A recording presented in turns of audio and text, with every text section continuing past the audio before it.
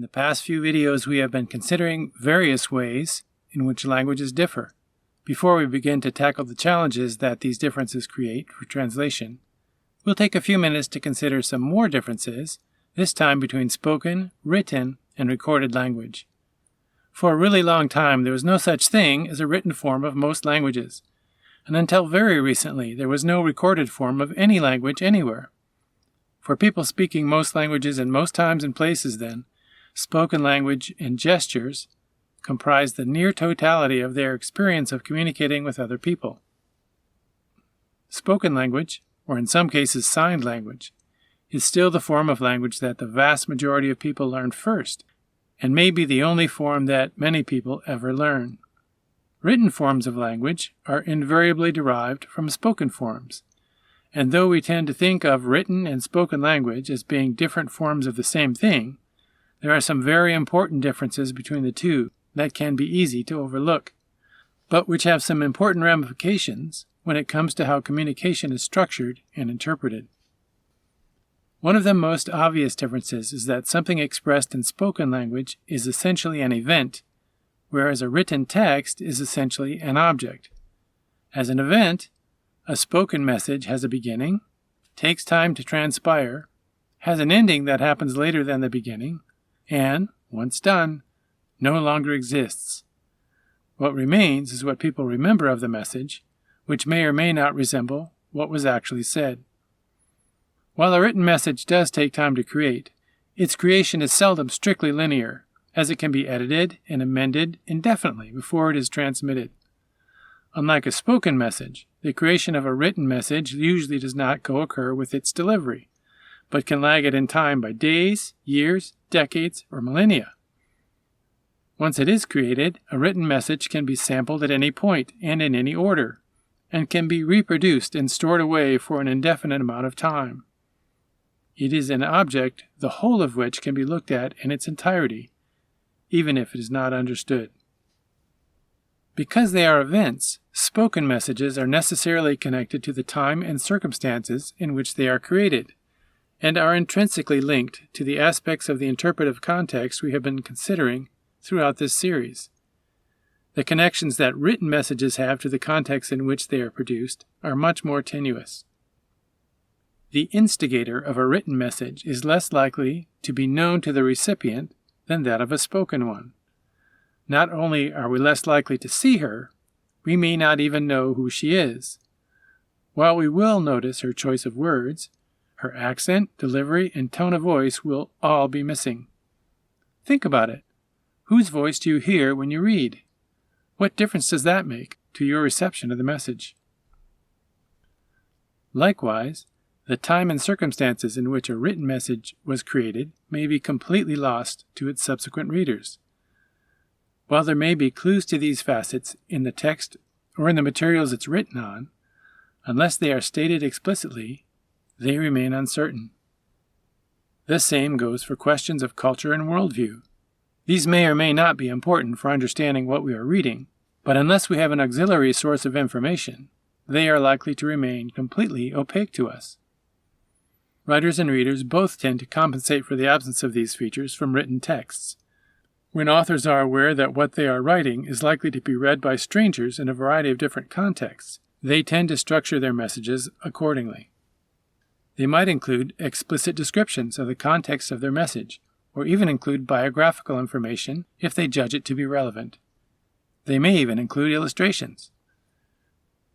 While a writer's decision to make these kinds of information explicit is usually deliberate, readers often fill in contextual gaps without even realizing they are doing so.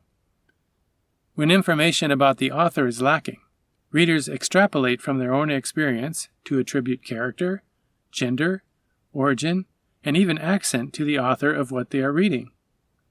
They may also infer things like fashion, architecture, climate, topography, and other things to the settings of stories, and infer the motivations of both the author and the characters being described. Sometimes the fact that they have guessed wrong, and indeed could not possibly guess right about these things, does not matter. In fact, that a reader can reinvent situations and characters to match more familiar settings, can heighten their enjoyment of a story, and make their acceptance of an argument more likely. At other times, unfamiliarity with how the author conceived of these aspects can lead to a breakdown in communication. Another difference between oral and written messages is how the language used in each is structured.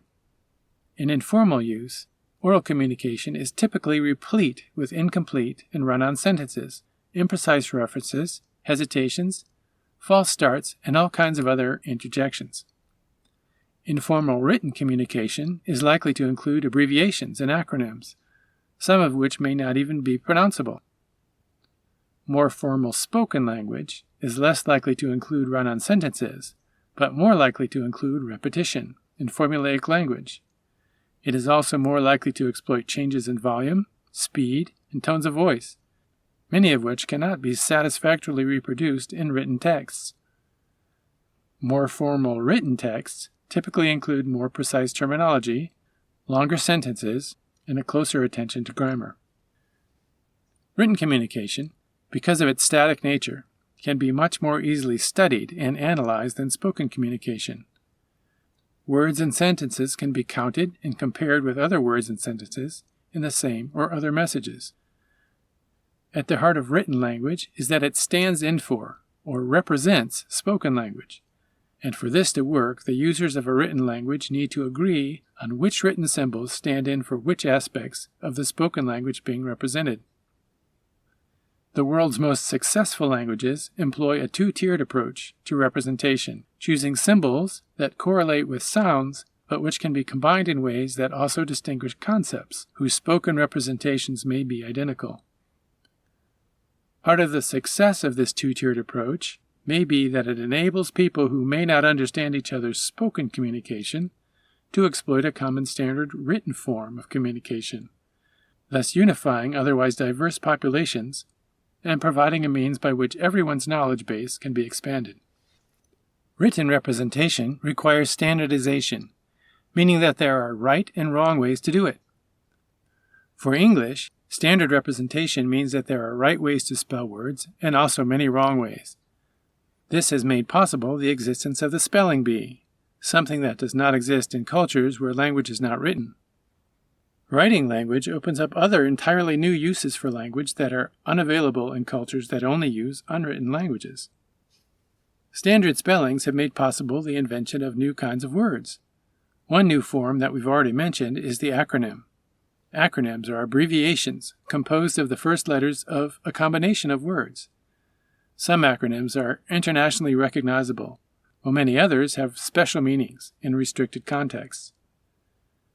Standard spellings create other possibilities as well.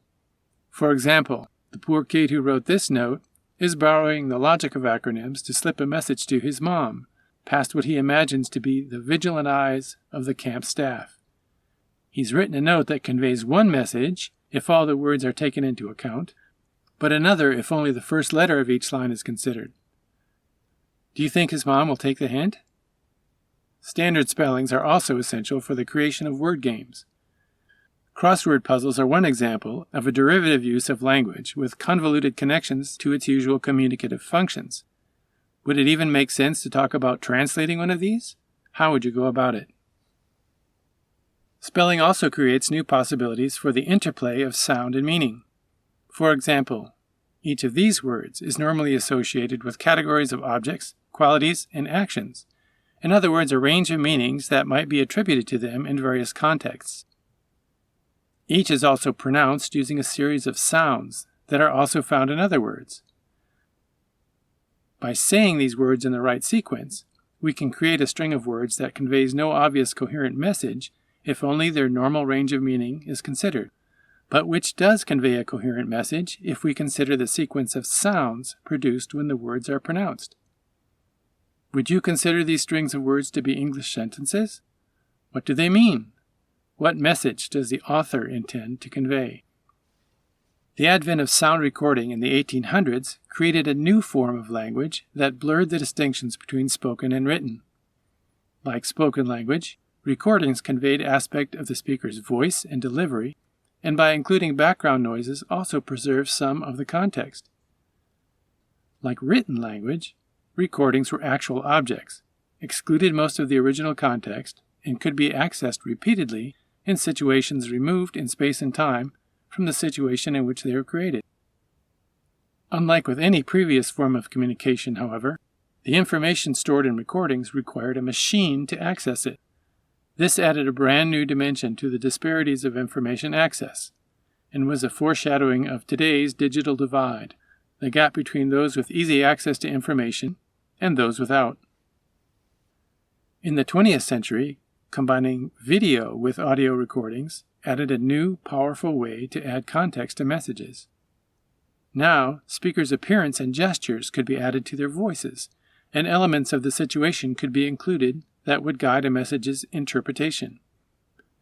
As editing techniques evolved, it became easier and easier to create messages that no one had ever uttered and place them in contexts that had never existed, blurring the distinction between real and make-believe in ways that had never before been possible.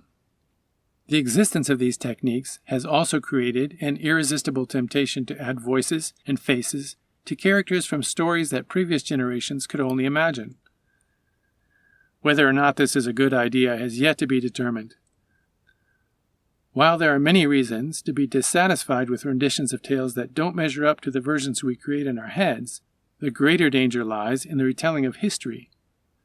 The sensory wallop that movies deliver makes it easy to forget that the faces and places with which film versions backfill reenactments of history are invariably distorted by our own experiences, expectations, concerns, and values.